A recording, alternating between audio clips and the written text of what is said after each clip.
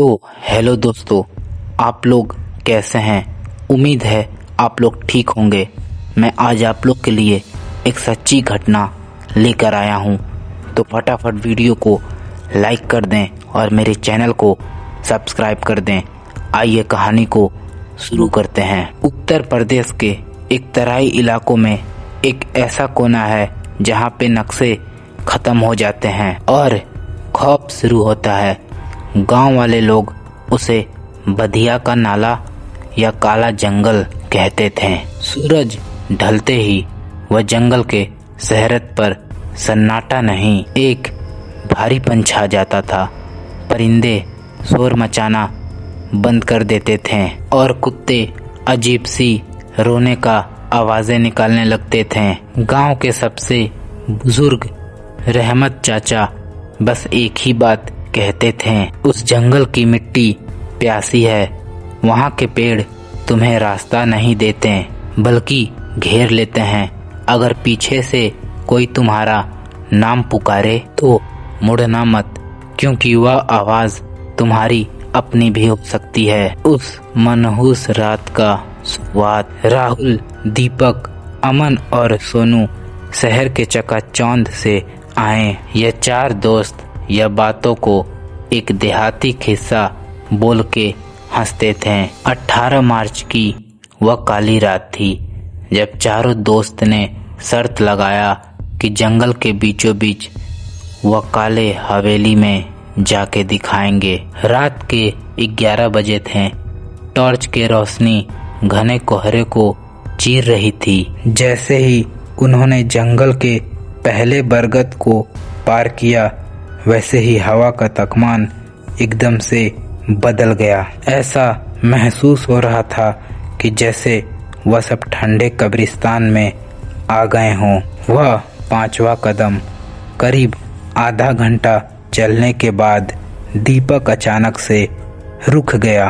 उसके माथे पे पसीना था, बल्कि बाहर कड़ाके की ठंडी थी। भाई चुप हो जाओ सब, दीपक फुसफुसाया। क्या हुआ? राहुल ने चिढ़कर पूछा। हम 4 लोग चल रहे हैं, लेकिन मुझे 5 लोगों के कदमों की आहट आ रही है। सब शांत हो गए। सन्नाटा इतना गहरा था कि उन्हें अपनी ही धड़कन साफ साफ सुनाई दे रही थी। जैसे ही राहुल ने अपना कदम बढ़ाया, वैसे ही सूखे पत्तों में किसी और का कदम महसूस हुआ। वह आवाज ठीक उन लोगों के पीछे से आई थी। फिर राहुल ने तेजी से टॉर्च घुमाई। पीछे बस ऊंचे ऊंचे काले पेड़ थे जो कंकालों की तरह खड़े थे। पर एक चीज अजीब थी, एक झाड़ी अभी भी हिल रही थी, जैसे कि कोई वहां से अभी अभी गुजरा हो। लाल आंखों का घेरा, छोड़ो यार, कोई जानवर होगा, अमन ने खुद को तसल्ली दी। लेकिन तभी सोनू की नजर ऊपर गई। एक पुराने पीपल के पेड़ के सबसे ऊपर कोई बैठा था। टॉर्च की रोशनी जब वहां पे पड़ी तो सबकी रूह कांप गई। वहां पे कोई परिंदा नहीं था, एक बहुत पतला सा नंगा साया था जिसकी त्वचा राख जैसी ग्रे थी। उसकी गर्दन 180 डिग्री मुड़कर नीचे की तरफ देख रही थी और उसकी आंखें इंसानी नहीं थी, बल्कि जलते हुए अंगारों की तरह लाल थी। अगले ही पल वह साया इस पेड़ से उस पेड़ पर इतनी तेजी से कूदा कि उन लोगों की नजरें पीछा नहीं कर पाई।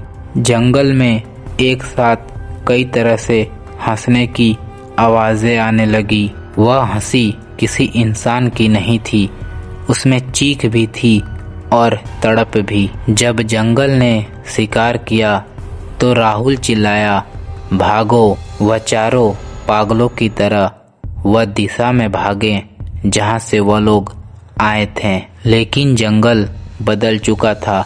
जिस रास्ते से वह सब आए थे वहां पे अब कटेली झाड़ियां और दलदल था। उन्हें समझ आ गया कि जंगल उन्हें रास्ता नहीं दे रहा है बल्कि अंदर खींच रहा है। फिर अचानक अमन की एक दिल दहला देने वाली चीख गूंजी। अचानक सब मुड़े। अमन करीबन हवा में 7 फीट ऊपर लटका हुआ था। कोई अदृश्य चीज ने उसका गला पकड़कर उसे ऊपर खींच लिया था। उसकी आंखें बाहर निकल रही थी और पैर हवा में छटपटा रहे थे। इससे पहले कोई कुछ कर पाता, अमन को एक झटके में जंगल के अंधेरे ने खींच लिया। सिर्फ उसके कुर्ते के फटने की आवाज आई, फिर एकदम से खामोशी हो गई। खौफ का अंजाम। बाकी उसके 3 दोस्त बदमाश होके भागने लगे। उन्हें अपने पीछे भारी कदमों की आवाज सुनाई दे रही थी। ऐसा लग रहा था कि कोई पहाड़ जैसा भारी शरीर उन लोगों के पीछे दौड़ रहा है। भागते भागते उन लोगों को सामने एक धुंधली सी रोशनी दिखी। वह गांव का प्राचीन मंदिर था। जैसे ही वह मंदिर के चौखट पे गिरे, जंगल की डरावनी आवाज एकदम से बंद हो गई। जब सुबह वह सब गांव वाले लोग को मिले तो सोनू का बाल सफेद हो चुका था। वह सदमे में था। राहुल और दीपक के शरीर पे किसी के नाखून के निशान थे, जैसे कि कोई जंगली जानवर नहीं बल्कि इंसान का नाखून नोचा हो। असल खौफ तो अब शुरू हुआ। हफ्ते बाद अमन का कोई पता नहीं चला। पुलिस ने पूरा जंगल छान मारा पर अमन का एक भी जूता नहीं मिला। लेकिन खौफनाक बात तो यह है, जिस दिन राहुल अपने शहर गया, उसके बेडरूम पे खिड़की पर वही राख जैसा साया बैठा था। उसकी माँ ने बताया कि राहुल रात भर किसी से बात करता रहा। जब सुबह दरवाज़ा तोड़ा गया तो कमरा एकदम खाली था। दीवार पे बस खून से एक ही लाइन लिखी थी, जंगल का कर्ज अभी भी बाकी है।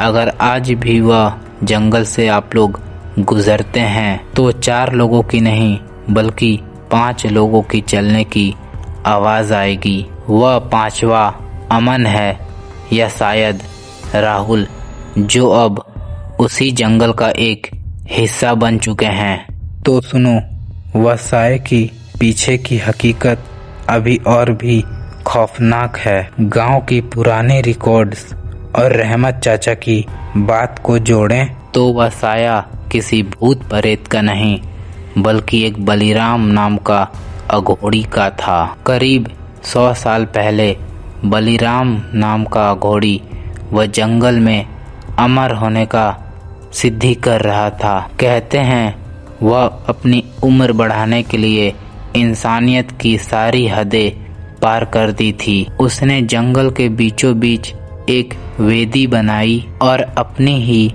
जीभ काट के वह जंगल को चढ़ा दी ताकि उसे कोई मंत्र बोलने की जरूरत ना पड़े, बस उसकी इच्छा ही हुक्म बन जाए। लेकिन वह जंगल को यह मंजूर नहीं थी। जब गांव वाले लोग को यह पता चला कि वह अघोड़ी अपना बलि देने जा रहा है तो उन्होंने उसी के डेरे में ही वह अघोड़ी को जिंदा जला दिया। अधूरी सिद्धि, पर बलिराम मरा नहीं।